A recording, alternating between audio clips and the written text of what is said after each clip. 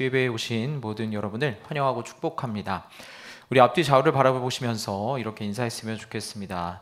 예배하는 영혼은 살아납니다. 예배하는 영혼은 살아납니다. 예배하는 영혼은 살아납니다. 아멘.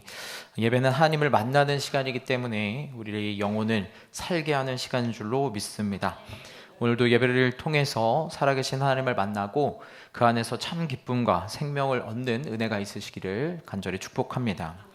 오늘은 여러분과 조금 특별한 주제에 대해서 말씀을 나누어 보려고 합니다. 오늘의 주제는 바로 그리스도인의 죽음, 그 이후는 어떻게 존재하게 되는가에 대해서 우리가 함께 기독교 교리적으로 그것을 정리하고 살펴보려고 합니다. 제가 이 설교 말씀을 주제로 여러분과 설교를 나누어야겠다 생각했던 계기가 되는 일은 바로 저희 어머님의 장례식 때였습니다. 그때 교회 집사였던 저희 누나가 저에게 갑자기 이런 질문을 했습니다. 그럼 엄마는 지금 어디에 있는 거야? 라고 물었습니다. 장례식 중에 웬 생뚱맞은 질문이냐? 라는 생각이 드시겠지만 실제로 그리스도인이 지인의 임종을 맞이했을 때 누구나 다 한 번쯤은 생각해 보게 되는 문제일 것입니다. 내가 사랑했던 그 사람이 지금 어디에 가 있는 것일까? 몸은 이제 싸늘한 주검이 되어버렸지만 그의 영혼은 정말 참된 안식을 찾은 것일까? 성경은 분명 우리의 몸이 예수님과 같이 부활할 것이다 라고 말씀하시는데 과연 그 부활의 때는 언제인가? 이 질문들에 대해서 명확한 답을 갖고 계신 분이 계시겠습니까? 솔직히 말씀드리면 저 자신도 당시 목사 한 수를 코앞에 두고 있는 상황이었지만 그렇게 묻는 누나의 질문에 대해서 명확하게 답이 잘 정리가 되지 않아서 대충 얼버무릴 수밖에 없었습니다. 이후로 목사 한 수를 받고 여러 차례 장례 예배를 집례하면서 또 스스로 그리스도인의 죽음 이후에 대하여 하나님이 말씀하시는 그 말씀들, 교리들을 읽어보면서 정리한 내용을 여러분과 함께 나누며 그로 인한 유익들을 우리가 좀 깨닫기를 바랍니다. 그렇습니다, 여러분. 죽음은 아직은 우리가 멀리 있는 것처럼 여겨지지만 또 여기 있는 그 어느 누구도 피할 수 없는 것이 바로 죽음입니다. 그러므로 우리는 그리스도인의 죽음에 대하여 준비해 놓아야 합니다. 그리고 우리가 이 땅에서 신앙생활을 하면서 우리는 구원 또는 칭의 또는 내 삶에 일어나는 어떤 성화와 같은 부분들은 직접적으로 경험하고 또 깨닫고 정리할 수 있을 것입니다. 하지만 죽음은 아직 우리에게는 미지의 세계에 있는 모함과 신비 가운데 있는 영역입니다. 그럴수록 우리는 더욱더 이 죽음에 대하여 성경이 말씀하고 있는 내용은 무엇인지를 살펴보아야 할 것입니다. 더불어 죽음은 인간을 가장 두렵게 하고 또 인간을 좌절하게 하고 낭망하게 하는 일입니다. 그러나 성경은 예수 그리스도께서 분명 사망을 정복하셨다. 사망아, 내가 쏘는 것이 어디 있느냐? 사망아, 너의 승리가 어디 있느냐? 예수 그리스도로 말미암아 우리에게 이미 사망을 이긴 승리가 주어졌다라고 분명히 선포하고 있습니다. 그리스도인이 죽음을, 사망을 정복했다는 그 말씀의 의미가 정말 무엇인지 우리는 성도로서 분명히 알고 있어야만 그 죽음을 두려워하지 않고 죽음에 맞서 싸울 수 있을 것입니다. 그러므로 성도는 죽음을 어떻게 대해야 하며 어떻게 준비하며 살아가야 할지를 잘 정리해 두어야 합니다. 오늘 말씀을 통해서 그것들을 잘 정리하고 또 깨달음을 얻는 시간들 되시기를 예수님의 이름으로 축원합니다. 성경의 정의를 보기에 앞서서 먼저 일반인들이 가진 죽음의 관점을 잠시 살펴보려고 합니다. 우리가 오늘 먼저 다룰 주제인 이 죽음, 또 더 넓게 본다면 역사의 마지막, 또 종말에 대하여 어느 철학자도 또 어느 과학자도 명확한 답을 내놓지는 못합니다. 현대의 학자들이 할 수 있는 말은 오로지 이런 말들일 뿐입니다.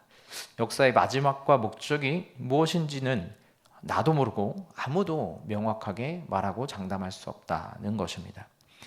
인류의 시작에 대해서는 빅뱅 이론이나 진화론 등 여러 가설로 그것들을 설명하려는 시도를 볼 수 있지만 인간의 죽음 이후에 대해서는 각자가 자기 견해에 따라서 의견을 달리할 뿐입니다. 유물론자들은 사람이 죽으면 그것이 끝이며 눈에 보이는 것이 전부인 것을 믿는 그 유물론자들은 불멸이나 영생이라는 것은 존재하지 않는다고 말합니다. 또 어떤 종교에서는 사람의 죽음 이후에 그의 업보에 따라서 동물로 다시 태어날 수도 있고, 동물 또는 나무나 또 다른 인간으로 다른 어떤 존재의 몸속에서 다시 태어난다, 윤회한다라는 그러한 가르침을 주기도 합니다. 또 어떤 이들은 이 땅에서의 삶이 전부이기 때문에 그저 이 감각적인 삶에 허용하는 만큼 충분히 누리고 먹고 마시고 살자는 쾌락주의를 주장하기도 합니다. 우리는 어느 누구도 위의 말들이 틀렸다, 맞았다 정확히 말할 수는 없습니다. 아무도 죽음을 직접 경험해 보지 못했기 때문에, 종말을 직접 마주하지 못했기 때문입니다. 그러나 우리는 스스로 생각하고 판단해 볼 수 있습니다. 앞서 말한 유물론적이고 또 쾌락주의적이며 윤회론적인 죽음에 대한 전망이, 죽음에 대한 준비가 과연 내 삶에, 내 미래에, 내가 지금 이 현실을 살아가는데 소망을 주고 기대를 주고 확신을 주는가, 그렇지 않은가, 그 판단은 여러분 스스로가 내리실 수 있을 것입니다. 자, 그렇다면 이제 성경이 죽음에 대해서 무엇을 말씀하고 있는지 우리가 함께 살펴보기를 원합니다. 가장 먼저 성경은 죽음이 본래 사람에게 계획되어 있지 않던 일이었다라고 말하고 있습니다. 창세기 2장 17절에서 하나님은 아담에게 한 가지 명령을 내리십니다. 선악을 알게 하는 나무의 열매는 먹지 말라. 내가 먹는 날에는 반드시 죽으리라. 만일 아담이 하나님의 명령에 순종하는 상태로 남아 있었다면, 그는 하나님과 하나 된 상태로 주위의 모든 것들과 조화된 삶을 누리며 풍성한 삶을 맛보며 죽음을 경험하지 않는 그러한 존재가 되었을 것입니다. 이 명령을 지켰다면 말입니다. 이것이 본래 하나님께서 아담을 창조하시면서 계획한 인간의 모습이었습니다. 아담이 그 말씀에 순종했다면, 선악을 알게 하는 그 나무의 열매를 먹지 않았다면, 사람이 태초에 하나님과 누렸던 풍성한 교제 속에서 영원토록 살 수 있었을 것입니다. 그러나 인류를 대표하는 아담의 불순종으로 말미암아 이 세상에 죄가 들어오게 되었고, 죄는 하나님과 사람의 사이를 갈라놓았으며 하나님과 분리된 인간에게는 결국 사망이 찾아오게 되었습니다. 죄로 말미암아 사망이 이 세상에 들어오게 된 것입니다. 그러나 그럼에도 불구하고 하나님은 당신의 은혜와 자비하심으로 아담과 하와를 먼저 찾아와 주시고 죄와 수치심으로 인하여 숨은 그들에게 가죽옷을 지어 입히시며 하나님과의 교제를 회복하도록 먼저 손을 내밀어 주셨습니다. 인간은 하나님과 교제할 때 비로소 참된 생명의 삶을 누릴 수 있는 줄로 믿습니다.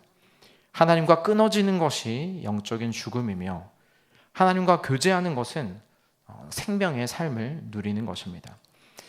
하나님께서는 그러한 의미에서 이 아담과 하와를 다시 찾아와 주셨고, 또 이후에 아브라함을 부르시고 이스라엘이라는 민족을 택하셔서 내가 너와 내 후손의 하나님이 되리라 말씀하시며 그들과 언약의 관계를 맺으십니다.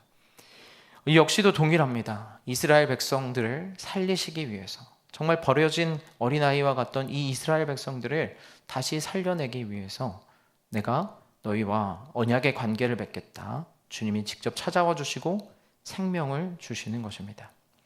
이스라엘을 애굽에서 끌어내시고 시내산에서 그들에게 십계명을 주심으로써 하나님과 하나님의 백성의 관계는 어떻게 살아가야 하는지 주님께서 모델로 보여주셨습니다.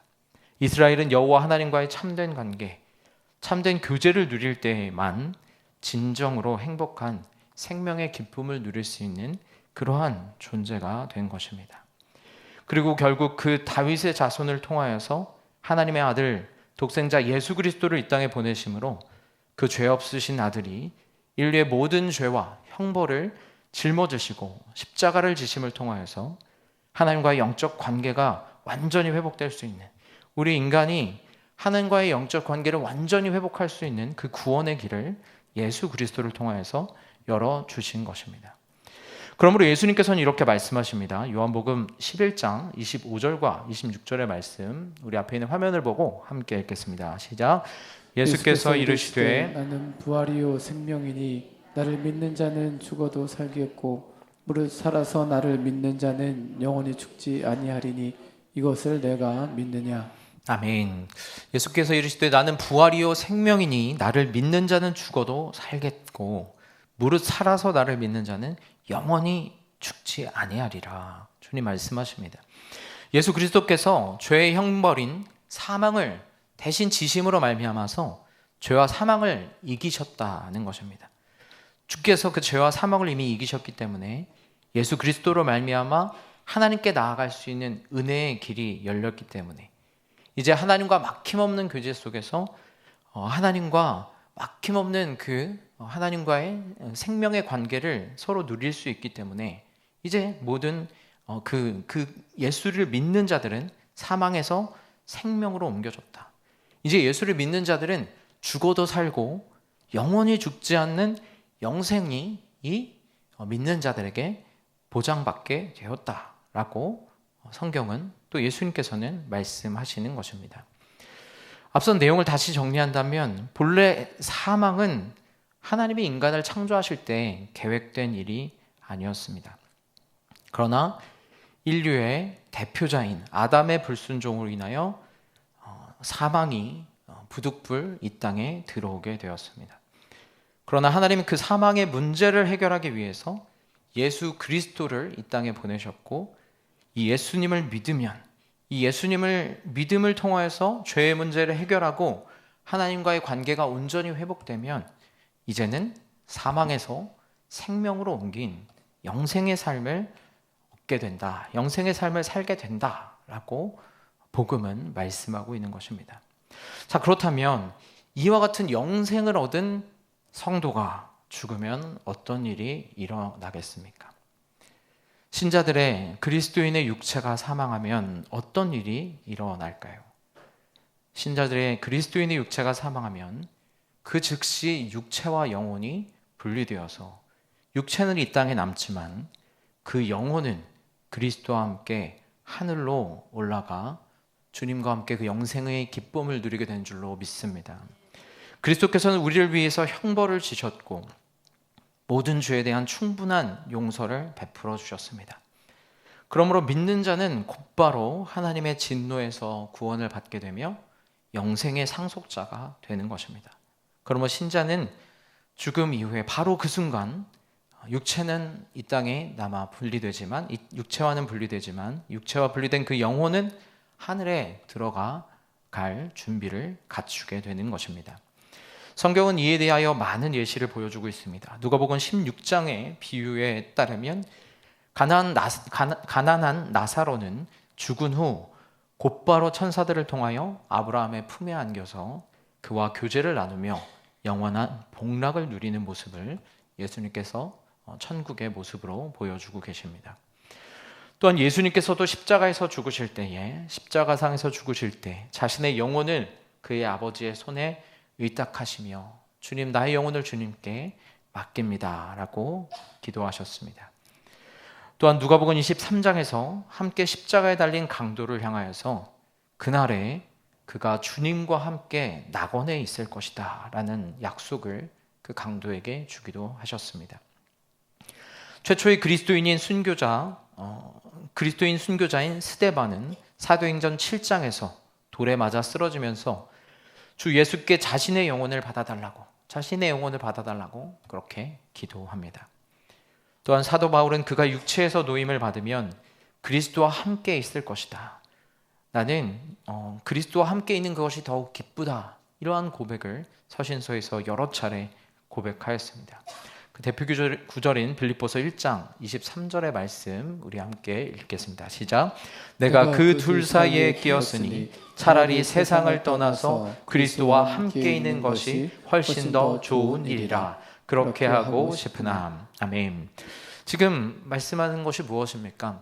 그러니까 우리가 이 땅에서의 생을 마감하게 될 때 우리는 이제 그리스도와 함께 있게 된다. 우리의 영혼은 그리스도와 함께 있게 된다는 것입니다. 그리스도께서 완전히 이루신 그 구원에 근거하여서 신자들이 죽을 때에 그 영혼은 즉시 하늘에 올라가게 됩니다. 그리하여 사도 바울도 스데반도 예수님도 자기의 영혼을 주님께 의탁하며 그리스도와 하나님과 함께 할 것에 대한 소망을 고백하며 간구했던 것입니다. 그러므로 사랑하는 여러분, 사랑하는 여러분의 지인들이, 사랑하는 사람이 죽음을 맞이하였습니까? 지금 그의 영혼은 그리스도와 함께 하나님의 우편에 거하고 있음을 믿는 여러분 되시기를 축복합니다. 신자의 영혼은 죽음과 함께 육체와 분리되어 주님과 함께 영원한 낙원에 있음을 기억하십시오. 그러나 우리가 여기서 한 가지 더 살펴볼 것은 그들의 상태는 어떠한 의미에서는 여전히 예비적인 상태, 불완전한 상태라는 것입니다. 그들의 육체는 여전히 무덤 속에 있고 영혼과 육체가 아직 분리되어 있기 때문입니다. 그리스도께서 주시는 부활은 그러한 형태가 아닙니다. 주님께서 말씀하시는 부활은 전인적인 부활입니다. 영혼만이 아닌 육체까지도 구속하시는 부활인 것입니다. 그렇기 때문에 지금 앞서 말한 이 영혼과 육체가 분리된 이 중간적인 상태는 아직 불완전한 상태에 있음을 의미합니다. 예수께서도 그의 죽으심과 부활 사이에 물론 그의 영혼이 낙원에 올라가시긴 하시지만 육체는 계속해서 죽음의 상태에 계셨습니다. 예수께서 3일 만에 그 육체와 함께 다시 살아나셨을 때야 비로소 진정한 부활체의 모습을 제자들에게 보이셨던 것처럼 성도들 또한 영혼의 구속만이 아닌 육체의 구속까지도 이루게 되어야 하는 것입니다. 그때와 시기에 대해서 성경은 다음과 같이 말하고 있습니다. 고린도전서 15장 22절과 23절의 말씀을 우리 함께 읽겠습니다. 시작. 아담 안에서 모든 사람이 죽은 것 같이 그리스도 안에서 모든 사람이 삶을 얻으리라. 그러나 각각 자기 차례대로 되리니 먼저는 첫 열매인 그리스도요, 다음에는 그가 강림하실 때에 그리스도에게 속한 자요. 아멘. 성경은 그때에 대하여, 그 완전한 전인적인 부활에 대하여 그가 강림하실 때라고 말합니다. 여기서의 강림은 예수님께서 두 번째 강림하시는, 즉 예수님께서 이 땅에 다시 오셔서 모든 통치와 모든 권세와 능력을 멸하시고 모든 원수를 그의 발 아래 두시는 때에, 마지막 원수인 사망을 정복하신 그 때, 그 다음에 비로소 하나님의 나라가 완성된다. 비로소 진정한 부활이 우리 가운데 이루어진다 말씀하시는 것입니다. 이에 대하여 요한복음 14장에서는 예수님께서 십자가를 지시기에 앞서 제자들에게 내가 너희를 위한 거처를 예비하러 간다고 말씀하셨습니다. 요한복음 14장 2절과 3절의 말씀입니다. 함께 읽겠습니다. 시작. 내 아버지 집에 거할 것이 많도다. 그렇지 않으면 너희에게 일렀으리라. 내가 너희를 위하여 거처를 예비하러 가노니 가서 너희를 위하여 거처를 예비하면 내가 다시 와서 너희를 내게로 영접하여 나 있는 곳에 너희도 있게 하리라. 아멘. 그리스도께서 십자가를 지시고 승천하신 이유, 그 이유가 무엇입니까? 바로 우리를 위한 거처를 예비하기 위하여 가셨다는 것입니다. 그것을 예비하시면 다시 오셔서 그의 백성을 그에게로 인도하여 그가 계신 그곳에 그들도 함께 있게 하실 것이다. 지금 예수님께서 말씀하시는 거처를 예비한다는 것은 바로 주님께서 다시 오실 그때에 우리의 부활의 그 몸이 거할 수 있는 그러한 거처를 예비하러 가신다라고 하는 의미를 갖고 있는 것입니다. 따라서 지금 육체와 영혼이 분리된 상태 가운데 있는 죽은 자들에 대하여, 신자들에 대하여 성경은 무엇이라 표현하냐면 그리스도 안에서 잠자는 자들 또는 예수 안에서 죽은 자들이라고 표현합니다. 지금 분명 이들의 영혼은 하나님과 함께 저 천국에 있지만 아직 불완전한 그러한 구원이 있다는 것입니다. 아직 잠자는 자들로, 아직 예수 안에 죽은 자들로 머물러 있는 그 불완전한 중간기 상태에 있다는 것을 잠자는 자들이라 표현하는 것입니다. 그러므로 성도가 가장 고대하고 바라며 살아가야 할 것은 무엇이겠습니까?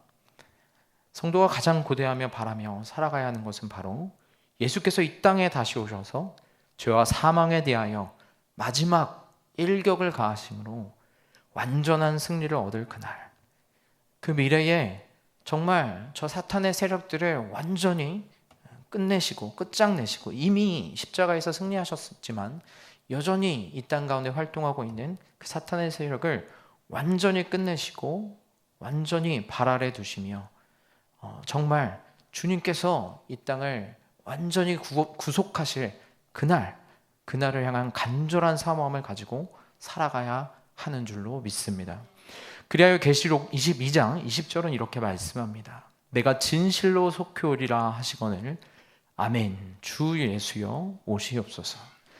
성도가 가장 바라고 가장 고대하며 살아야 할 것은 바로 예수께서 큰 권능과 영광을 입고 이 땅 가운데 오시는 날, 만왕의 왕이요 만주의 주이신 그 주님께서 백마를 타시고 천사들과 함께 성도들의 호의를 받으시면서 이 땅에 임하실 그날인 줄로 믿습니다.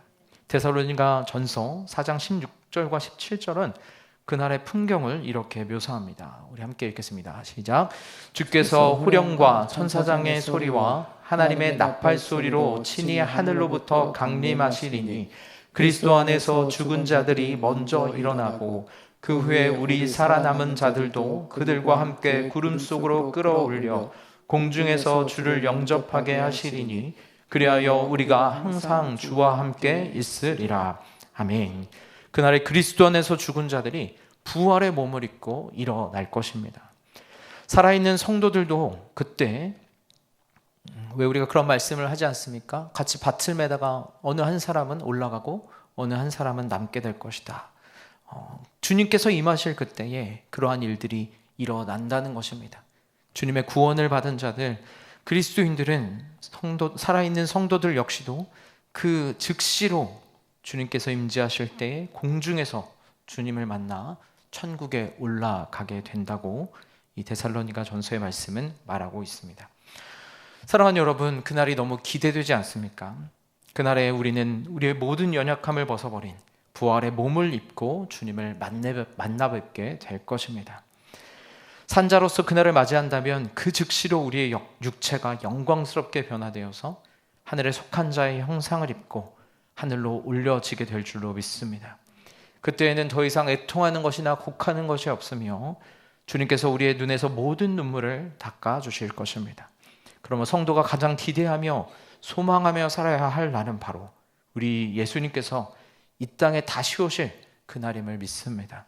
계시록의 고백처럼 주 예수여 어서 오시옵소서, 주 예수여 어서 오시옵소서, 그날을 기대하고 고대하며 살아가는 모든 성도님들이 되시기를 예수님의 이름으로 축원합니다. 자, 그렇다면 이제 우리가 마지막으로 정리를 해보아야 할 것은 우리가 어떠한 몸으로 부활하는가에 대한 문제입니다. 이에 대하여 고린도 교인들도 의문을 가졌던 것으로 보입니다. 오늘의 본문 35절에서 바울은 말합니다. 누가 묻기를 죽은 자들이 어떻게 다시 살아나며 어떠한 몸으로 오느냐 하리니. 고린도 교회에서 어떤 사람들이 예수님의 부활은 인정하겠다. 그런데 우리가 어떻게 부활하냐? 우리가 어떠한 몸으로 다시 살아나냐? 이렇게 의문을 갖는 자들이 있었다는 것입니다. 바울은 이러한 자들의 의문 또는 의심에 대하여서 다음과 같이 답합니다. 고린도전서 15장 42절의 말씀입니다. 죽은 자의 부활도 그와 같으니 썩을 것으로 심고 썩지 아니할 것으로 다시 살아나며. 첫째, 썩을 것으로, 우리의 몸은 썩을 것이지만 부활의 몸은 썩지 아니할 것으로 다시 살아날 것이다 말씀하는 것입니다. 지금 우리의 몸은 썩고 부패합니다. 흙에서 나온 인간의 몸은 결국에는 다시 흙으로 돌아갈 수밖에 없으며 썩어지게 되어 있습니다. 우리의 몸은 날로 후패하도다 말하는 사도 바울의 고백과 같이 우리의 육체는 조금씩 낡아지며 약해지고 썩어집니다. 그런데 지금 부활의 몸은 그와 다를 것이다 말하는 것입니다. 부활의 몸은 썩지 아니할 것으로 다시 살아날 것이라는 것입니다. 마르다는 나사로의 무덤 문을 열라고 하시는 예수님께 죽은 지가 나흘이 되었음에 벌써 썩는 냄새가 날 것이라며 이를 만류하였습니다. 이처럼 우리의 육체는 썩어지게 되는 것이 인생의 순리입니다. 이 육신이 가진 연약함입니다. 그런데 성경은 말합니다. 신자들의 부활체는 썩지 아니할 것으로 다시 살아난다는 것입니다. 우리의 새로운 몸은 퇴화나 죽음을 모르는 온전한 부활체로 살아난다는 것입니다. 고린도전서 15장 54절은 이렇게 말씀합니다. 이 썩을 것이 썩지 아니함을 입고 이 죽을 것이 죽지 아니함을 입을 때에는 사망을 삼키고 이기리라고 기록된 말씀이 이루어지리라. 이 썩을 것이 썩지 아니함을 입고 이 죽을 것이 죽지 아니함을 입을 때가 부활의 때에 우리에게 임하게 될 줄로 믿습니다. 두 번째로 43절 상반절의 말씀입니다. 욕된 것으로 심고 영광스러운 것으로 다시 살아난다고 말씀합니다. 아담의 타락된 인간은 하나님을 기쁘시게 할 수 있는 능력을 현저히 잃어버리게 되었습니다. 죄와 그 결과로 인하여서 하나님을 높이도록 창조된 인간이라는 존재가 오히려 하나님을 욕되게 하는 존재가 되어버린 것입니다. 우리가 아무리 참된 신자라 할지라도 아직 이 땅에 육신에 매여 살아가는 동안에는 하나님을 온전히 영화롭게 할 수 없는 욕됨과 정말 하나님께 온전히 영광을 돌릴 수 없는 그 연약함을 지니고 살아갈 수밖에 없는 육체임을 우리는 우리의 삶을 통해서 보게 됩니다. 그러나 이 불완전하고 욕된 몸이 어느 날 그 부활의 때에는 영광스러운 몸으로 다시 살아난다는 것입니다. 영원히 새롭고 불멸하는 우리의 몸은 자신을 지으신 창조주 하나님께 영광을 돌리며 하나님을 기쁘시게 할 수 있는, 하나님을 온전히 기쁘시게 할 수 있는 그러한 영광과 찬송이 되는 몸으로 다시 살아나게 될 줄로 믿습니다. 다음 세 번째로 43절 하반절 말씀입니다. 약한 것으로 심고 강한 것으로 다시 살아나며. 셋째, 우리의 현재의 몸은 약함이 특징입니다. 질병과 해로움에 저항하는 능력이 약하며 우리 인간이 가진 인내력 또 참을성도 너무나도 약합니다. 그러나 우리의 새로운 몸은 약한 것으로 심고 강한 것으로 다시 살아난다라고 바울은 설명합니다. 우리는 그 새로운 몸을 입게 될 때에 더 이상 마음에는 원이로되 육신이 약하도다라고 말할 필요가 없어질 것입니다. 우리는 그때에 우리의 마음에 소원한 모든 것을 하늘의 몸을 통하여서 온전히 그 강한 몸으로 성취할 수 있게 될 줄로 믿습니다. 마르틴 루터는 이렇게 말했습니다. 신자들이 가진 인간의 몸이 무덤에 안치될 때 아무런 힘과 능력이 없는 더없이 약한 상태이지만 그때가 이르면 마침내 아주 강해져 그 몸이 마음만 먹으면 불가능한 일이 없을 것이며 아주 밝고 민첩해져 눈 깜짝할 사이에 이 땅에서 저 위 하늘로 올라갈 수 있을 것이다. 우리의 약한 몸은 강한 것으로 변화될 줄로 믿습니다. 마지막 네 번째 44절의 말씀입니다. 우리 44절의 말씀 같이 읽겠습니다. 시작. 육의 몸으로 심고 신령한 몸으로 다시 살아나나니 육의 몸이 있은즉 또 영의 몸도 있느니라. 아멘. 우리의 땅의 몸은 지극히 육적입니다. 이는 우리가 이 땅에 살아갈 수 있는 적합한 상태를 유지하는 육적인 몸의 상태입니다. 그러나 신자의 새로운 몸은 신령한 몸으로 다시 살아날 것이다 라고 말씀하고 있습니다. 신령한 몸, 영의 몸이라는 것은 이제는 이 땅에 살아가는 것에 적합한 것이 아닌 하늘의 삶에 적합한 삶, 하나님과의 영적 교제와 소통에 적합한 삶의 모습을 가질 것이라는 것입니다. 누가복음에서 부활의 때에 그 계대 결혼을 한 자들의 아내가 누가 되느냐 이러한 질문을 하는 사두개인들에 대하여서 예수님께서는 이렇게 말씀하십니다. 누가복음 20장 34절에서 36절의 말씀입니다. 예수께서 이르시되 이 세상의 자녀들은 장가도 가고 시집도 가되 저 세상과 및 죽은 자 가운데서 부활함을 얻기에 합당히 여김을 받은 자들은 장가가고 시집가는 일이 없으며 그들은 다시 죽을 수도 없나니 이는 천사와 동등이요 부활의 자녀로서 하나님의 자녀임이라. 부활의 때에 우리는 신령한 몸, 영적인 몸을 입을 것입니다. 그러므로 굳이 부활의 때의 성도들에게는 결혼은 필요 없을 것입니다.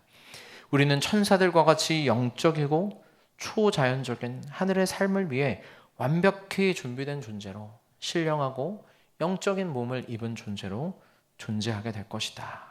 성경은 말씀하고 있는 것입니다. 49절에서는 이 네 가지의 내용들을 정리하여서 한마디로 이렇게 표현합니다. 우리 49절의 말씀을 함께 읽도록 하겠습니다. 시작. 우리가 흙에 속한 자의 형상을 입은 것 같이 또한 하늘에 속한 이의 형상을 입으리라. 아멘.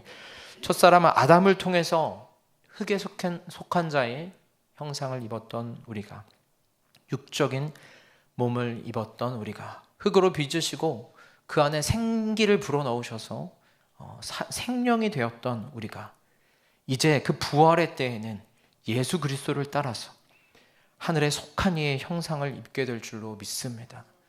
주님께서 이 천지 만물을 창조하셨다면 그 천지 만물을 창조하신 주님께서 우리에게 그러한 영적인 몸을 입지 못하게 하실 것이 무엇이 있겠습니까?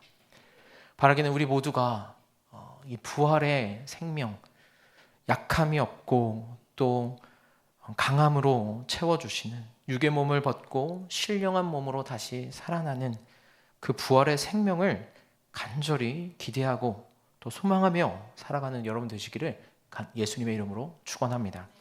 빌립보서 3장 21절은 이에 대하여서 이렇게 표현합니다. 3장 21절 말씀 우리 함께 읽겠습니다. 시작. 그는 만물을 자기에게 복종하게 하실 수 있는 자의 역사로 우리의 낮은 몸을 자기 영광의 몸의 형체와 같이 변하게 하시리라. 아멘.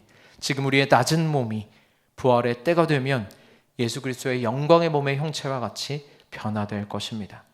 그 사실을 믿음으로 그 부활의 영광의 몸을 입을 그날을 고대함으로 살아가는 우리 모든 성도님들 되시기를 예수님의 이름으로 축원합니다.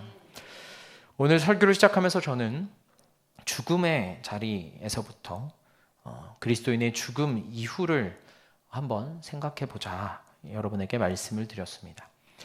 죽음은 인생이 가진 가장 큰 불행이며 가장 큰 아픔일 것입니다. 즉 죽음은 우리에게 가장 소중한 사람을 잃게 하고 가장 큰 슬픔을 가져다 줍니다.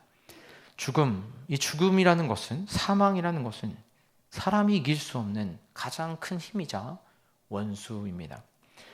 그러나 그리스도께서 십자가를 지심으로 말미암아서 우리의 모든 죄를 용서하시고 율법의 모든 요구를 이루심을 통하여서, 그리고 예수께서 그 죽음에서 부활하심을 통하여서 잠자는 자들의 첫 열매가 되셨고, 그를 통하여 모든 사망의 권세, 죽음의 권세를 이기고 깨뜨리신 줄로 믿습니다.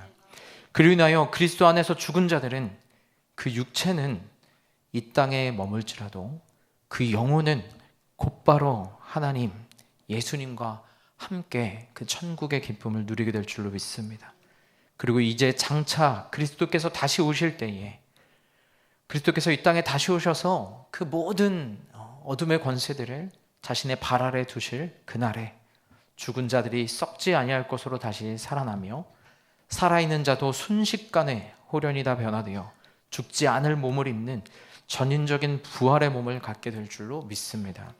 그때야 진정 예수께서 사망을 삼키고 이기리라고 기록된 그 말씀이 온전히 이루어지며 우리도 그 은혜와 감격과 기쁨 가운데 주님을 온전히 찬양하게 될 줄로 믿습니다. 그러므로 사랑하는 여러분, 그리스도로 말미암아 우리에게 승리를 주시는 하나님께 감사함으로 살아가는 여러분 되시기를 간절히 축복합니다. 주님께서 이 땅에 다시 오실 때에 우리의 썩고 욕되며 약하고 육적인 몸을 대신할 썩지 않고 영광스러우며 강하고 영적인 몸으로 우리를 부활하게 하실 줄로 믿습니다.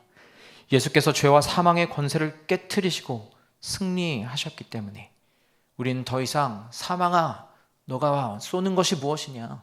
사망아, 너에게 승리가 있느냐? 오직 우리에게 승리를 주시는 하나님께 우리는 감사하리로다. 그렇게 사망을 비웃으며 사망을 멸망시키며 사망을 무시하며 나아가는 여러분들 되시기를 예수님의 이름으로 축원합니다. 그리고 이 사실을 믿는다면 우리는 마땅히 사도 바울의 가르침대로 이 땅을 살아가야 할 줄로 믿습니다. 우리 마지막으로 15장 58절의 말씀을 함께 읽도록 하겠습니다. 시작. 그러므로 내 사랑하는 형제들아, 견실하며 흔들리지 말고 항상 주의 일에 더욱 힘쓰는 자들이 되라. 이는 너희 수고가 주 안에서 헛되지 않은 줄 알미라. 아멘. 부활을 길게 설교한 이 15장 고린도전서 15장 말씀에서 사도 바울은 이 58절의 말씀으로 이 부활장을 마칩니다. 내 사랑하는 형제들아, 견실하며 흔들리지 말고 항상 주의 일에 더욱 힘쓰는 자들이 되라. 죽음에 대한 기독교적 가르침은 우리로 하여금 현실을 더욱 최선을 다하여 살아가게 하는 가르침인 줄로 믿습니다.